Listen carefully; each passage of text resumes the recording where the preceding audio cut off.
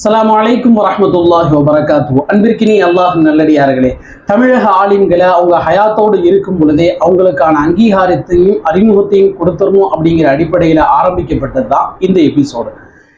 இது எபிசோட் 4. இந்த எபிசோட்ல நம்ம யாரை பார்க்க போறோம் அப்படின்னா, தமிழகத்துல மூத்த ஆலிமாகவும் ஜமாத்துல் உலமாவுக்கு பல்வேறு சாதுரியமான ஆலோசனைகளும் கொடுத்து வரக்கூடிய ஒரு ஆலிமை பற்றி தான் நாம் அவங்கள்ட்ட பேசி தெரிஞ்சுக்க போகிறோம். அவங்கள்ட்ட பேசி நாம் தெரிஞ்சுக்கிறதுக்கு, நாம் பயன்படுறதுக்கு நிறைய விஷயங்கள் இருக்குது. வாங்க அவங்கள சந்தித்து நம்ம அவங்கள்ட்ட பேசி தெரிஞ்சுக்கலாம். அஸ்ஸலாமு அலைக்கும் வரஹ்மத்துல்லாஹி வபரகாத்துஹு. வலைக்கும் ஸலாம் ரஹ்மத்துல்லாஹி தஆலா வபரகாத்துஹு. எப்படி இருக்கீங்க சார்? நல்லா இருக்கீங்களா? அல்லாஹ் கருவில் உங்கள் துவால நல்லா இருக்கேன். ஹஸரத், பாக்கியாத்துல 1வது சுப்ரால இருந்து 7வது சுப்ரா வரைக்கும் பாக்கியாத்திலே ஓதி இருக்கீங்க. பாக்கியாத் சாலியாத்துல பாக்கியாத் சாலியாத்தை அன்னைக்கு தேதிக்கு உங்களுக்கு அறிமுகப்படுத்தினது யார்? அன்னைக்கு தேதிக்கு எனக்கு அறிமுகப்படுத்தின என்னுடைய மூத்த சகோதரியினுடைய கணவர், அதே நேரத்தில் பூவார் ஹனீஃப் ஹசரத்தினுடைய சொந்தம் அப்துல் ஜப்பார் அன்வரி ஹசரத் அவர்களுடைய தூண்டுதலின் பேரும். 2வது அவங்க தான் என்னுடைய மக்தபு உஸ்தாதாகவும் இருந்தாங்க. அப்துல் ஜப்பார் அன்வரி ஹசரத் அவங்க மக்தப் மதரசாவில் இருக்கக்கூடிய நேரத்தில் அவங்க கிட்ட நான் மட்டும் இல்லை, என் குடும்பம் அத்தனையுமே, என் சகோதரி உள்பட அவங்க கிட்ட தான் ஓதணும். அவங்க மூலியமாக தான் பாக்கியாத்தினுடைய தொடர்புகள் வந்தது. அவங்க தான் கொண்டுட்டு போய் பாக்கியாத்திலேயே சேர்த்தாங்க. அதற்கு பிறகுதான் என்னுடைய நிலைமைகள் மாற்றமடைந்தது. பாக்கியாத்திற்கு சேர்ந்ததற்கு பின்பும் சேர்வதற்கு முன்பும் அப்படின்ற ஒரு நிலை வரும் பொழுது, சேர்றதுக்கு முன்பாக என்னுடைய ஆக்டிவிட்டிஸ் கொஞ்சம் கடினமாக இருக்கும், வேகமாக இருக்கும். யார் வந்தாலும் அவங்களை அடைக்கிறணும் அப்படின்ற வெறித்தனமும் இருக்கும். அந்த வெறித்தனம் பாக்கியாத்தில் சேர்ந்த ஒரு 2 மாதத்திலேயே போயிடுது, மாறிடுது. 2 மாதத்திலேயே மாறிடுது.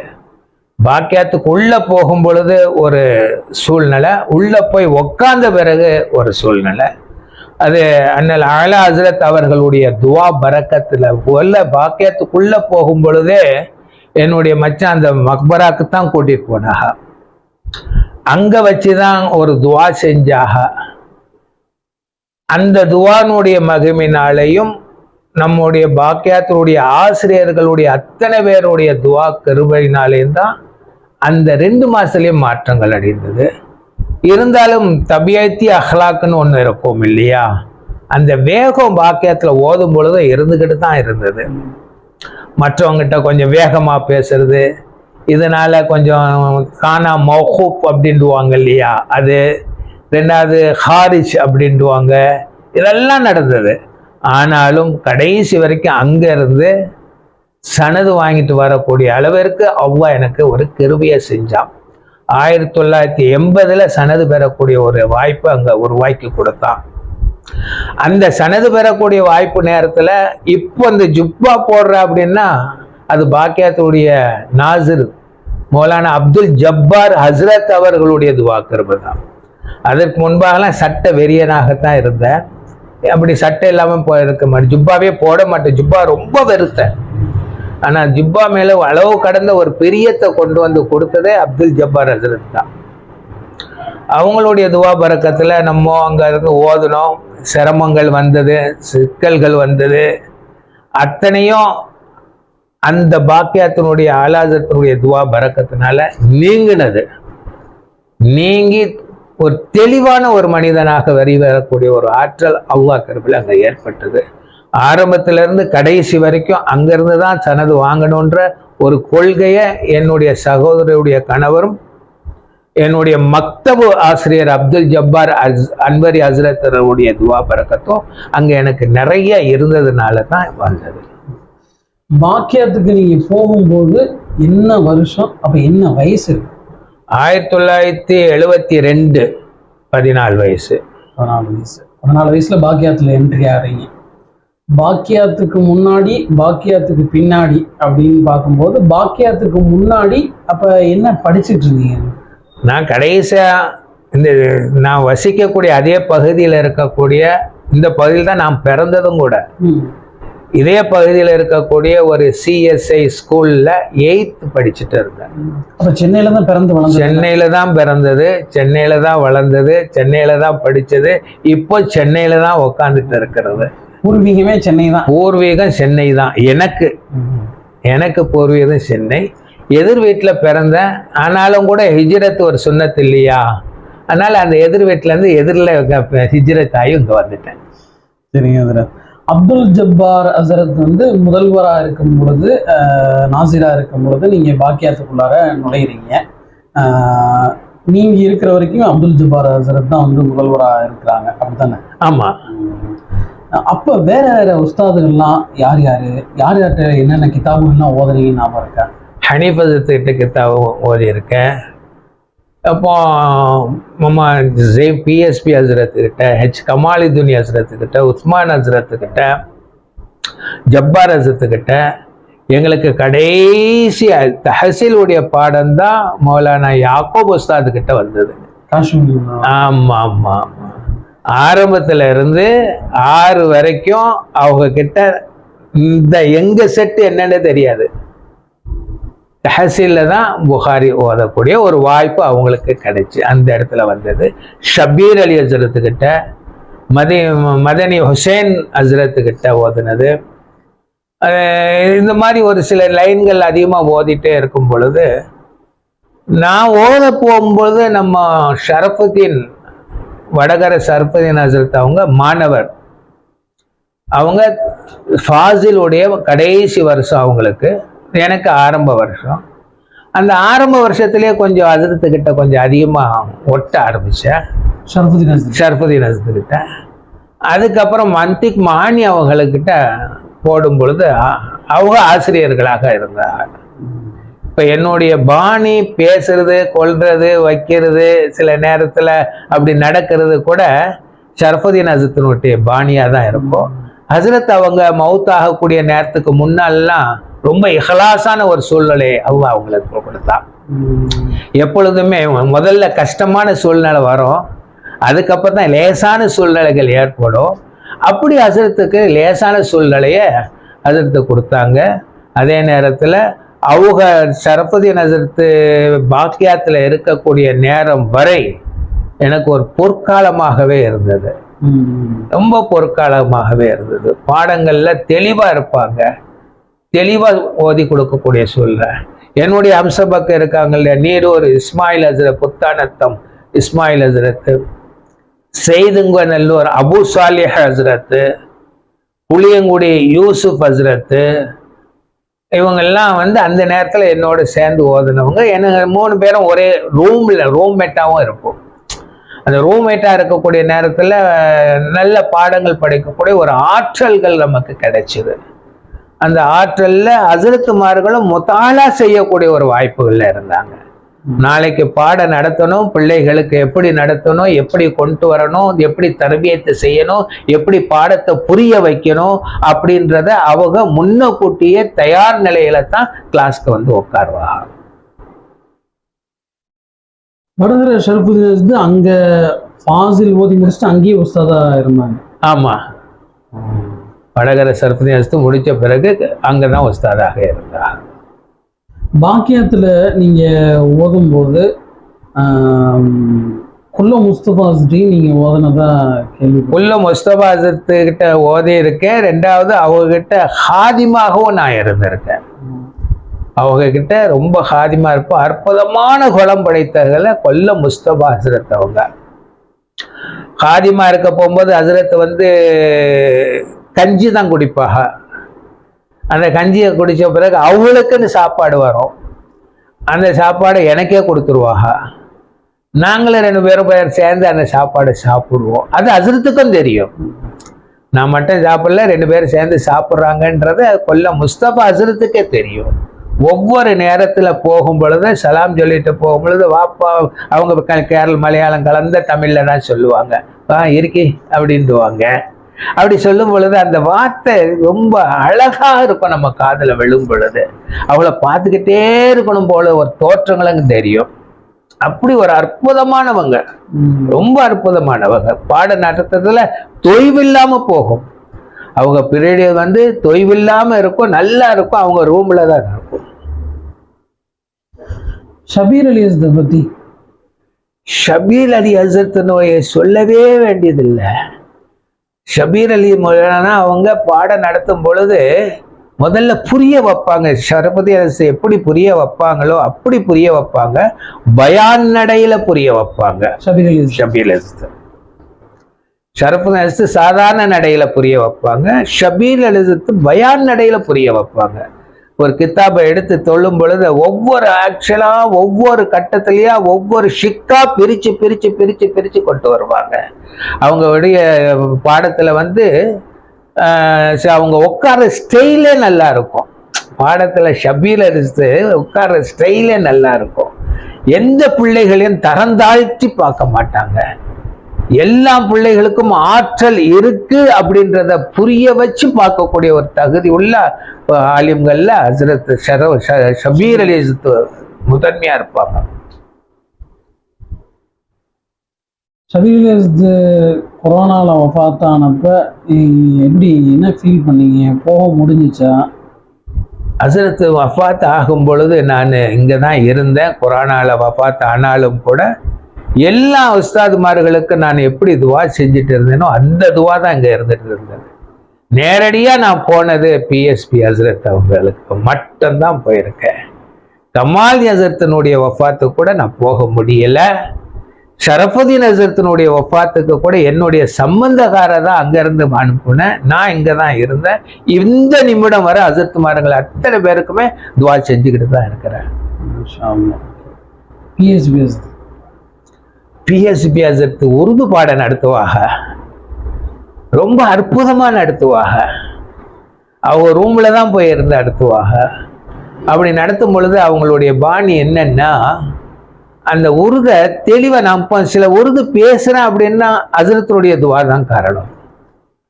பிஎஸ்பி ஹஸ்ரத்துக்கிட்ட நான் ஓதுன அந்த உருதுனுடைய அந்த கித்தாபு ஆரம்பத்தில் ஏற்பட்ட அந்த கித்தாபினுடைய அமைப்பு அவ்வளவு இலகுவாக சொல்லி கொடுப்பாங்க. ஒண்ணுமே புரியாதவர்களுக்கு கூட புரியக்கூடிய ஒரு வாய்ப்புகள் நடக்கும், புரியக்கூடிய ஒரு வாய்ப்புகளை நடக்கும். அதில் சொல்லி கொடுக்கக்கூடிய பாடத்தை கவனிச்சாலே போதும். ரொம்ப அற்புதமா நடத்துவாங்க. ஒவ்வொரு நேரத்திலையும் ஒவ்வொரு பீரியட்லையும் நடத்துவாங்க. சில நேரத்தில் அவங்களுக்கு கொஞ்சம் பீரியட்ல கொஞ்சம் அதிகமாக நேரம் எடுத்துக்குவாங்க. அவங்களுக்கும் ஷர்பதி அரசுக்கும் மத்தியில் தான் ஒரு போராட்டமே நடக்கும். லேட்டாக வரப்போ வந்து ஷர்பதி அரசு சட்டம் போடுவாங்க. அப்படி சட்டம் போட போகும்போது இவங்க நீ பாடத்து வெளியே போடுவேன். ஒரு தடவை அப்படி ஓவர் ஆனவன பிஎஸ்பி ஹஸ்ரத் தன்னுடைய மாணவர் தான் ஷர்புதீன் ஹஸ்ரத். அந்த இடத்துக்கே பிஎஸ்பி ஹஸ்ரத் வந்து, அப்பா கொஞ்சம் லேட் ஆயிடுதுப்பா, பிள்ளைங்களை தள்ளிடாதீங்கப்பா, வெளியே ஆக்கிடாதப்பா, கொஞ்சம் அட்ஜஸ்ட் பண்ணிக்கப்பா, நம்ம உன்கிட்ட மன்னிப்பு கேட்கிட்டப்பா அப்படின்ற அளவுக்கு அவங்க இறங்கி பேசக்கூடிய ஒரு இதா இருந்தது. தன்னுடைய மாணவர் தான் அப்படின்றது இல்லாம சக ஆசிரியர்கள் அப்படின்ற ஒரு நிலையில ஒரு பீரியடு கொஞ்சம் அதிகமா ஆனாலும் கூட, நேரம் இழுத்தாலும் கூட, அந்த இடத்துல ஹஸ்ரத்துக்கிட்ட ஷரஃபுதீன் ஹஸ்ரத்துக்கிட்ட அவங்க ஹஸ்ரத் வந்து பிஎஸ்பி ஹஸ்ரத் வந்து, அப்பா இதை கொஞ்சம் பெருசாக்கிக்காத, கொஞ்சம் ஒரு பிள்ளைகளுக்கு கொஞ்சம் யதார்த்தமா கொஞ்சம் நேரம் எழுத்துடுது, பாடம் நடத்துறதுனுடைய இன்ட்ரெஸ்ட்லயே நான் டைம் பார்க்க விட்டுட்டேன், அதனால பிள்ளைங்க மேல குறை இல்லப்பா, நான் தான் என்னுடைய தவறு தான், இனிமேல் தவறு இல்லாம பாத்துக்கிறேன்ப்பா அப்படின்ற போகும்போது ஷரஃபுதீன் சொன்னாங்க, இல்ல நான் அந்த மாதிரி பண்ணல, என்னுடைய பாடத்தினுடைய நேரம் குறையுதேன்ற ஒரு சங்கடத்துலதான் நான் சொல்லிட்டேனே தவிர உங்க மேல நான் கோவப்பட்டு நான் சொல்லல அப்படின்னு ஷரஃபுதீன் சொல்ல பிஎஸ்பி பேச அந்த நிலைமை அப்படியே நீங்கினது. அப்துல் ஜப்பார் நாசிரா இருந்த அப்துல் ஜப்பார் அவங்களுக்கு அப்துல் ஜப்பார் ஹஸ்ரத் நாசிராக இல்ல, பொறுப்பு நாசிராகத்தான் அவர்களுடைய காலம் முழுக்க இருந்தது. பொறுப்பு நாசிரா தான் அப்துல் ஜப்பார் ஹஸ்ரத் அவங்க காலம் முழுக்க அவங்க அந்த பாக்கியத்துல இருந்தாங்க.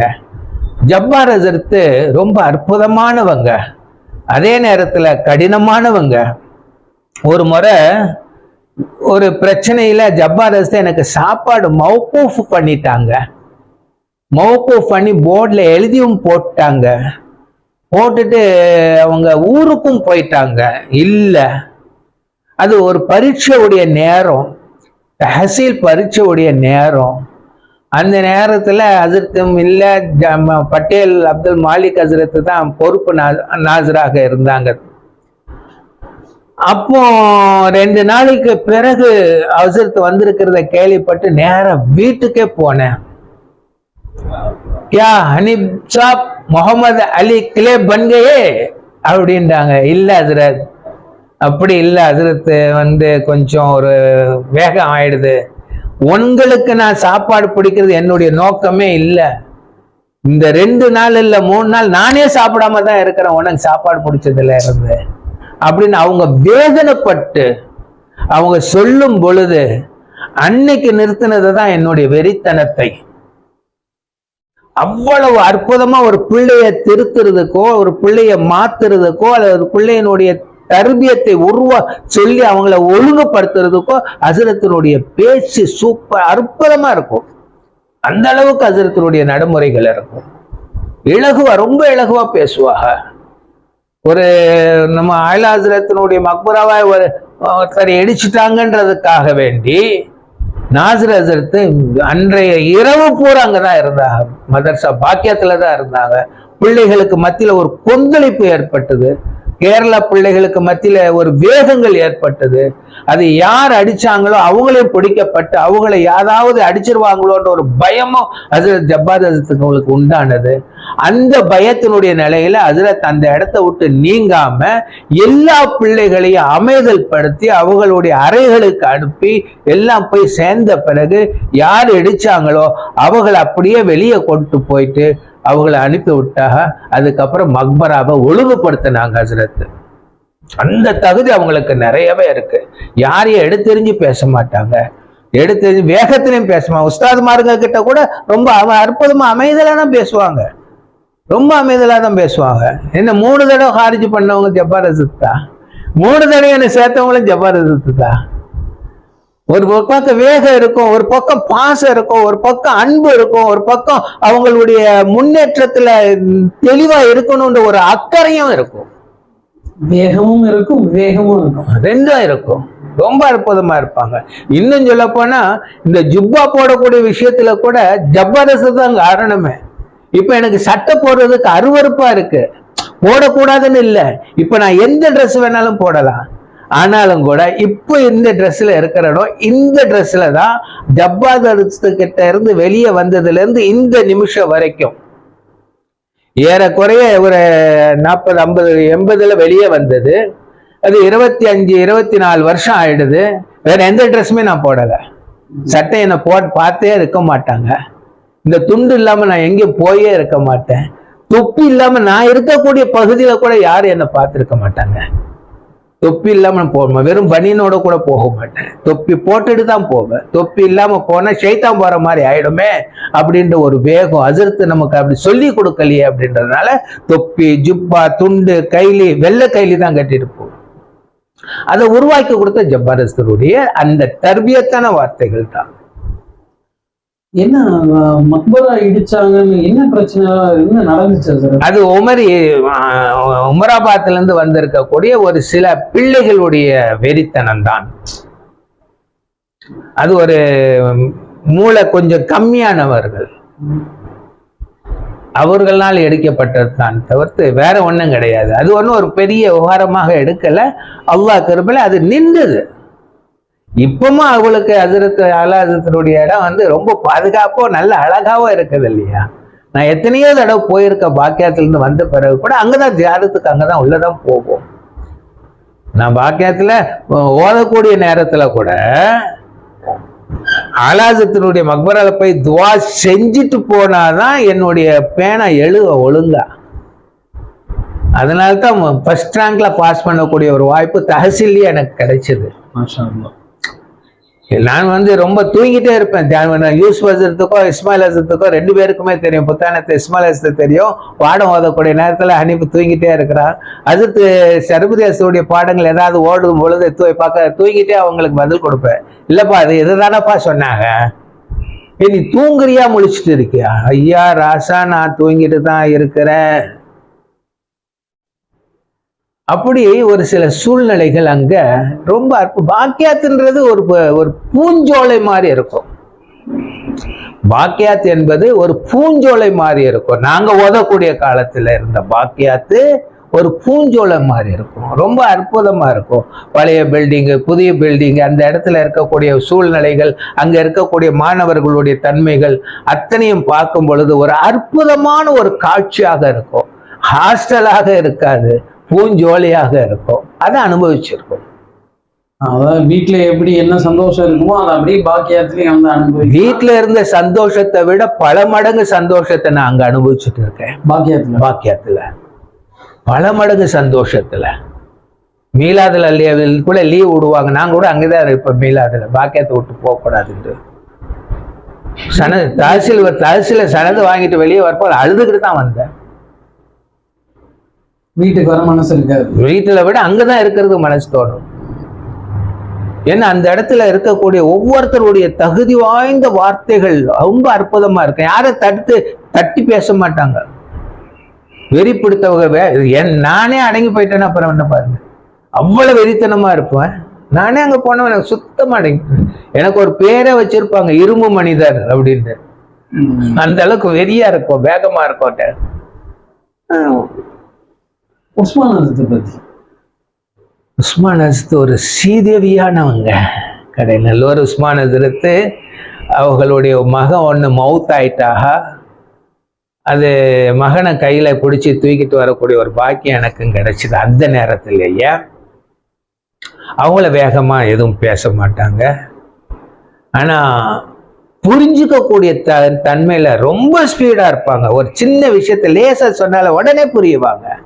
அந்த அளவுக்கு தகுதி வாய்ந்தவர்கள். புரிய வைக்கிறதுல வேணா இருக்கலாம் கொஞ்சம் மாற்றங்கள், இருந்தாலும் கூட அதையும் புரிஞ்சுக்கக்கூடிய தகுதி மாணவர்களுக்கு உண்டு. புரிய வைக்கக்கூடிய தகுதியில கொஞ்சம் வீக்கா இருந்தாலும் கூட அதையும் புரிஞ்சுக்கக்கூடிய தகுதி மாணவர்களுக்கு உண்டு. ஹசரத் புரிஞ்சுக்கிற தகுதி ரொம்ப அற்புதமா இருக்கும். ரொம்ப அதிகமா புரியுவாங்க. ஒரு சின்ன விஷயத்த கூட உடனே புரிஞ்சுக்கக்கூடிய ஒரு சக்தி ஹசரத்துக்கு நிறையவே இருக்கு. உஸ்மான் ஹசரத்துக்கு இப்பவுமே இருக்குது. இன்னும் 50 காலம் வருஷம் இருந்தா கூட ஹசரத்துடைய மாணவர் தான் இப்ப நாசரா இருக்கா. அப்துல் ஹமீத் தான் என்னுடைய ஹம்சபக்தா. அது ஒன்னா ஓதுனதுல. ஆனாலும் இப்பவும் உஸ்மான் ஹசரத்துக்கு தகுதி இருக்குது. அந்த அளவுக்கு உண்டான திறமையும் இருக்குது. பேசக்கூடிய திறமை, பார்க்கக்கூடிய திறமை, பாடம் நடத்தக்கூடிய திறமை, அத்தனையும் அல்லாஹ் ஒருங்கிணைச்சு கொடுக்கிறான். எந்த உஸ்தாதுகளும் சோடை போனவர்கள் அல்ல. பாக்கியாத்தில் இருக்கக்கூடிய நேரத்தில் அந்த நிலைமையில இருக்கக்கூடியது. கமால் ஹசரத்துடைய பாடங்கள் பார்க்கும் பொழுது சும்மா சர்வ சாதாரண நடைமுறையிலேயே பேசுவாங்க. கமாலுதீன் ஹசரத் பல்சஃபா, வான சாஸ்திரத்தை பத்தி கிதாபே அவங்க எழுதி இருக்கிறாங்க. அவங்க நாங்க எங்களுடைய காலத்துல தான் அந்த கிதாபை எழுதினாங்க.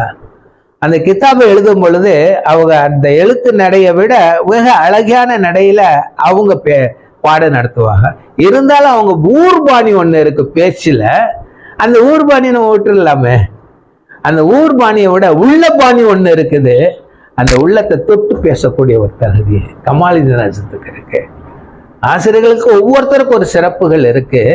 இருந்தாலும் ஒவ்வொருத்தருடைய சிறப்பிலையும் சிறந்ததாகத்தான் ஒவ்வொரு சிறப்பும் இருக்குமே தவிர யாருக்கும் குறைந்தவர்கள் அல்ல.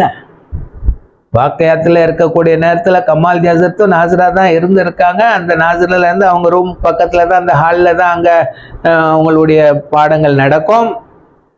அப்படி வந்து உட்கார போகும்போது அவங்க கொட்டாய் விடுறதே தெரியாது. கொட்டாய் விடுவாங்க தெரியாது. அப்படி ஒரு கையை வச்சு மூஞ்சில ஓடின்றுவாங்க. அதுக்குள்ள கொட்டாய் விட்டு முடிச்சிருவாங்க. அந்த ஒரு செகண்டுக்குள்ள கொட்டாய் விட்டு அவங்க முடிச்சிருவாங்க. அந்த தன்மையை அவங்க கமாலுதீன் ஹசரத் செய்வாங்க. பாடம் நடத்துறதுல தொய்வு இல்லை. நிறைய புரிஞ்சுக்கிற அளவுக்கு நடத்துவாங்க.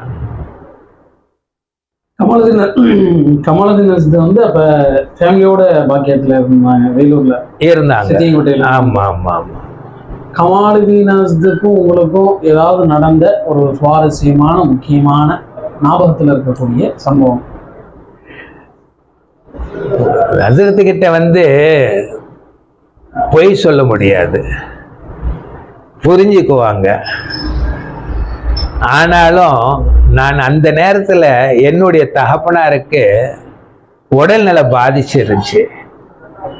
இந்த நேரத்துல நான் கூட இருக்கணும்ன்ற ஒரு கண்ணோட்டத்துல ஹஸ்ரத்துக்கிட்ட விடுமுறை கேட்டேன். இல்லைன்ட்டாங்க. பேசாம உடம்பு சரியில்லைன்னு போய் ஆஸ்பத்திரியிலே அட்மிட் ஆயிட்டேன். ஆஸ்பத்திரியிலே அட்மிட் ஆன உடனே அந்த ஆஸ்பத்திரிக்கு கமால் ஜேஸ்து வராங்க. பூவாறு மாமா ஹனீஃப் ஹசரத்தும் வராங்க. நான் அது அவங்க வர்றதுக்கு முந்தி நல்லா ஜாலியாக இருந்து பேசிட்டு இருக்கேன். அவங்கள பார்த்தோன்னே படுத்துட்டேன். பக்கத்தில் இருக்கிறவங்க போட்டு கொடுக்குறாங்க. பெரியவங்களை நீங்கள் வர வரைக்கும் ஒரு நல்லா தான் பேசியிருந்தார், அவங்கள பார்த்தோன்னே படுத்துட்டாங்க. இல்லைம்பா, அவங்க என்னை பார்த்தோன்னே படுக்கல, அவங்களுக்கு ஒரு அதிர்ச்சி இருக்கு, அதிர்ச்சியில அவங்க வந்து ஒரு பலகீனப்பட்டு படுத்திருக்காங்க, அவங்க நடிக்கல அப்படின்னு கமால் ஜேஸ்து சொல்றாங்க. விட்டு கொடுக்காம. ஆமா, விட்டே கொடுக்கல. அதுக்கப்புறம் வந்த உடனே அவங்க ஒரு வாரம் லீவு கொடுத்தாங்க. அந்த லீவை எடுத்துட்டு என்ன ஹனீஃப் ஹசரத் போவார், ஹனீஃப் ஹசரத் தான் கூட்டிட்டு வீட்டில் கொண்டு வந்து விட்டுட்டு போறாங்க. வேலூர்லேருந்து கூட்டிட்டு வந்து வீட்டில் விட்டுட்டு போறாங்க. அதுல ஹசரத் வந்து ஒரு பிள்ளைக்கு உடம்பு சரியில்லைன்னா உடனே வந்துருவாங்க பார்க்கறதுக்கு. கமால் ஹசரத் விட்டுட்டு சும்மா சாதாரணமாக இருக்க மாட்டாங்க. அதுல என்கிட்ட நான் சொல்லி லீவு கேட்டு அவங்க கொடுக்காமல் இருந்தும் கூட உடம்பு சரியில்லைன்னு ஆஸ்பத்திரியில் அட்மிட் பண்ணி இருக்கும் பொழுது நேரம் வந்தாங்க. அப்போ கூட சில பிள்ளைகள் சொல்லுவாங்க, எப்போ கமால் இது வரவே மாட்டாங்களப்பா, எப்படிப்பா உனக்கு வந்துட்டாங்க, நீ ஏதாவது பண்ணிட்டியாப்பா, என்னப்பா செஞ்ச? இல்லை இல்லை இல்லை ஹசரத் வரணும்னு தான் இருக்காங்க, நான் கேட்ட லீவு கொடுக்கல. இது உண்மையா பொய்யா பார்க்க கூட வரலாம், இல்லாட்டி உண்மையாக இருந்தால் சீக்கிரம் சுகமாகிறதுக்காக வேண்டி ஓதி பார்க்கறது கூட வந்திருக்கலாம் இல்லையா? நான் மறுநாளே டிஸ்சார்ஜ் ஆயிட்டேன். அந்த அளவுக்கு ரொம்ப அற்புதமானவங்க. கமால் ஹசரத் கடைசியா எங்க பார்த்தேன்னா நீடூர் மதரசால என்னுடைய மூத்த மக திருமணம் 2004 பத்திரிக்கை கொடுக்க போறேன். நம்ம புத்தானத்து இஸ்மாயில் ஹசரத் அவங்களாம் இருக்காங்க. அப்போ அந்த ஹசரத்தை போய் பார்க்குற கமால் ஹசரத்தை பத்திரிக்கை கொடுத்துட்டு சொல்றேன், ஹசரத் இந்த பத்திரிக்கை உங்களை அழைக்கிறதுக்கு இல்லை, நீங்க துவா செய்யணும், அவ்வளவுதான். ஏன்னா ஹசரத்னால வர முடியாதுன்னு எனக்கு நல்லா தெரியும் அந்த சூழ்நிலை. ஆமா, ஹசரத்னால வர முடியாது நல்லா தெரியும். ஆனால் நீங்க துவா செய்யுங்க. ஷரஃபுதீன் ஹசரத் வராங்க கல்யாணத்துக்கு, ஷரஃபுதீன் ஹசரத் வராங்க, நீங்க துவா செய்யுங்க அப்படின்னு துவா செஞ்சாங்க. இன்னொரு முறையில் அதே இடத்துல பார்ப்பப்போ அவன் மக கல்யாணம் நான் துவா செஞ்சப்பா, அது நல்லா இருக்காங்க என் மக அப்படின்ற முறையில் கமால் ஹசரத் அந்த இடத்துல அந்த நேரத்தில் கடைசியில் நீடூர் மதரசால வச்சு பார்க்கும் பொழுது சொல்லப்பட்ட வார்த்தைகள் அது.